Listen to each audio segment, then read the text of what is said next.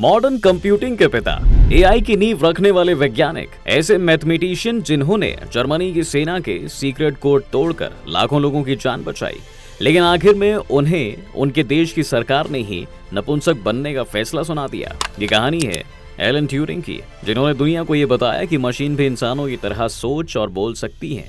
तो आज की इस वीडियो में दोस्तों हम आपको उन्हीं एलन की कहानी सुनाने जा रहे हैं जिन्हें ब्रिटेन की सरकार ने नपुंसक बना दिया। गणित की किताबों में खुद को खपाने वाले इस शख्स का नाम था एलन मैथिसन ट्यूरिंग। आज हम जिस एआई से एक तरफ खौफ में हैं और दूसरी तरफ अपने मेल्स लिखवा रहे हैं, उसकी नींव इन्होंने ही रखी थी। जी हाँ, ब्रिटेन के ग्रेट मैथमेटिशियन, मॉडर्न कंप्यूटिंग के जनक। इन्होंने इतना नाम कमाया और अपने काम में ये इतने पारंगत थे कि उनकी तारीफ करते हुए आज लोग थकते नहीं हैं। ट्यूरिंग ने अपनी छोटी सी जिंदगी में कई नायाब काम किए। उन्होंने ही दुनिया को एल्गोरिथम और कंप्यूटेशन के कॉन्सेप्ट दिए थे जो आज के आर्टिफिशियल इंटेलिजेंस का बेस है। अब इतने महान इंसान के साथ ब्रिटेन ने ऐसा क्यों किया, ये जानने के लिए हमें इनकी जिंदगी के बारे में जानना होगा। दोस्तों, एलन के जीवन की कहानी शुरू होती है लंदन से, लेकिन इनकी इस कहानी में भारत भी है, क्योंकि उनके पिता इंडियन सिविल सर्विस में अफसर थे और उनकी पोस्टिंग उस वक्त बिहार और उड़ीसा प्रांत के छतरपुर में थी। वहीं एलन के नाना मद्रास रेलवे में इंजीनियर थे, लेकिन एलन के माता पिता ने यह तय किया कि उनका बच्चा लंदन में पैदा होगा। यही वजह थी कि पिता ने इंडिया में अपने ऑफिस से छुट्टी ले ली। 23 जून 1912 को एलन लंदन में पैदा हुए। उन्हें गणित से बहुत प्यार था और इंटरेस्ट साइंस में था, लेकिन वो ऐसा दौर था जब साइंस पढ़ना बहुत अच्छा नहीं माना जाता था। अब आप इसे स्टीरियोटाइप कहें या फिर कुछ और, इस दौर में एक अंग्रेज जेंटलमैन या ब्रिटिश जेंटलमैन बनने के लैंग्वेज और अंग्रेजी ग्रंथों की पढ़ाई जरूरी थी। वहीं एलन इससे बिल्कुल उल्टे थे। उनकी भाषा पर पकड़ कमजोर थी। उनके टीचर उनसे परेशान रहे थे और परेशानी का ये सबब एलन के घर वालों का भी था। जी हाँ, एलन आम बच्चों से बिल्कुल अलग थे। जिस दौर में लड़के वेल ड्रेसअप होकर जेंटलमैन दिखना चाहते थे, उस उम्र में उन्होंने अपने बाल बढ़ा रखे थे। अब जैसे कि आजकल आप पॉप कल्चर युवाओं के बीच काफी फेमस है, उसी तरह उस दौर में टाई सूट, छोटे बाल और एक जेंटलमैन होने का कल्चर था। लेकिन एलन बिना टाई के रहते, हाथ के नाखून बड़े हुए, मतलब उनका पहनने और ओढ़ने का ढंग बेतरतीब था। इन सब के बावजूद उनके चेहरे से मासूमियत टपकती थी।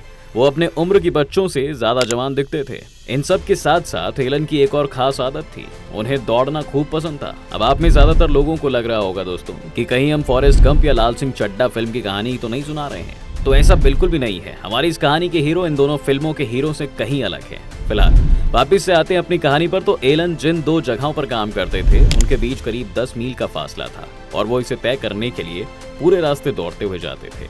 एलन को ओलंपिक लेवल का एथलीट माना जाता था और ये हम ऐसे ही नहीं कह रहे हैं। दरअसल जब उन्होंने एक मैराथन रेस में हिस्सा लिया था, तो ये रेस उन्होंने 2 घंटे 46 मिनट 30 सेकंड में ही पूरी की थी। उस दौर के ओलंपिक मेडल विनर से बस 11 मिनट कम में एलन दौड़कर अपना स्ट्रेस रिलीज कर लेते थे। लेकिन इन सब के बीच उनका ये ख्याल पक्का था कि मशीनें सीख और सोच सकती हैं। उन्होंने फिजिक्स भी पढ़ी, एल्बर्ट आइंस्टाइन की रिलेटिविटी की थ्योरी को लेकर काफी स्टडी भी की, बायोलॉजी से लेकर केमिस्ट्री, न्यूरोलॉजी भी पढ़ी। उनके ज्यादातर काम इस सब्जेक्ट के इर्द गिर्द ही घूमते रहे कि मशीनें सीख और सोच भी सकती हैं। ट्यूरिंग उन पहेलियों को भी हल कर देते थे जिनका जवाब कोई सोच भी नहीं सकता। सेकेंड वर्ल्ड वॉर के दौरान उन्होंने कुछ ऐसा किया कि उनकी मदद की बदौलत ही लाखों लोगों की जान बचाई जा सकी। जैसे कि सेकेंड वर्ल्ड वॉर दो गुटों के बीच होने वाला युद्ध था। एक तरफ ब्रिटेन और उसके सहयोगी थे, तो दूसरी तरफ जर्मनी से हिटलर और उसके सहयोगी देश के साथ उसकी निजी सेना। जर्मनी इस युद्ध में डोमिनेट कर रहा था।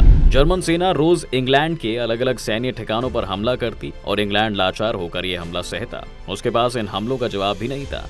तो होता दोस्तों ये है कि जर्मनी सेना थी वो अपनी आगे की चाल को एक सीक्रेट कोड के तौर पर भेजती थी। जी हाँ, इन संदेशों में मौसम की जानकारी, जहाजों की पोजीशनिंग से लेकर कहां हमला करना है, ये सब होता था। और ये सारे कोड भेजे जाते थे एनिग्मा नाम की मशीन से। ये मशीन एक तरह की साइफर डिवाइस थी जिसे early to mid 20th century में डेवलप किया गया था ताकि कमर्शियल, डिप्लोमेटिक और मिलिट्री कम्युनिकेशन को प्रोटेक्ट किया जा सके।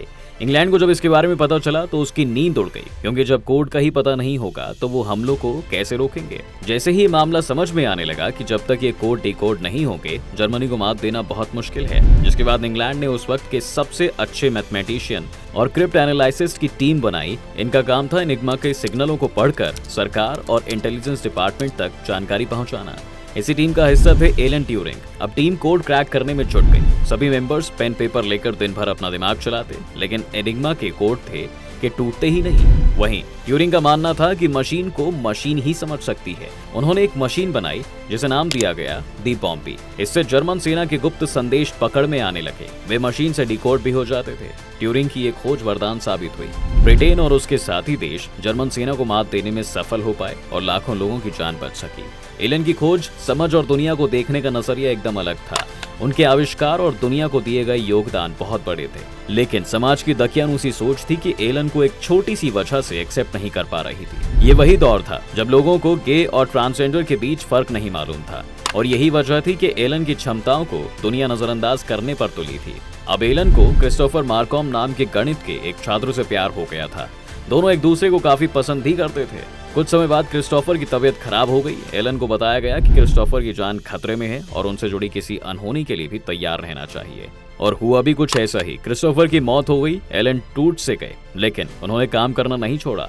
वो क्रिस्टोफर को इतना चाहते थे कि उन्होंने क्वांटम मैकेनिक्स से जुड़ा एक निबंध तक लिख दिया। इसमें न्यू साइंस था और क्रिस्टोफर को खो देने का मामला था। निबंध में यह बताया गया था कि कैसे मृत्यु के बाद भी आत्मा जिंदा रह सकती है। लेकिन एलन के सेक्सुअल ओरिएंटेशन को समाज हजम नहीं कर पा रहा था। उन पर केस दर्ज किया गया।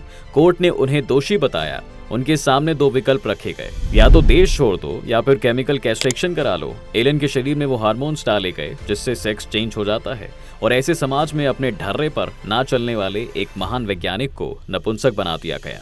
अपने हासिल और समाज के तानों के बीच एलन जीवन का कुछ वक्त तो काट लिया गया, लेकिन वो ये ज्यादा दिनों तक बर्दाश्त नहीं कर पाए। एक दिन वो भी थक गए और 7 जून 1954 को वो साइनाइड के जहर से मर गए। जांच के बाद दावा किया गया कि उन्होंने आत्महत्या की है। समय बीतने के साथ चीजें बदली।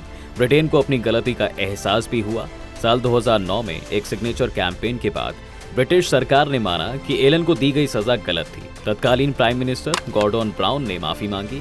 ब्रिटेन के पाउंड पर एलन की तस्वीर छापी गई, लेकिन इन सारी चीजों का फायदा उनके जाने के बाद कुछ भी नहीं हुआ। दोस्तों, एलन ने छोटी सी उम्र में ही कई बड़े काम किए थे। इन्होंने ही मॉडर्न कंप्यूटर की नींव रखी, आर्टिफिशियल इंटेलिजेंस के लिए स्टैंडर्ड तय किए और सेकेंड वर्ल्ड वॉर के दौरान जर्मन सेना की पनडुब्बियों का कोड तोड़कर लाखों लोगों की जान बचाई।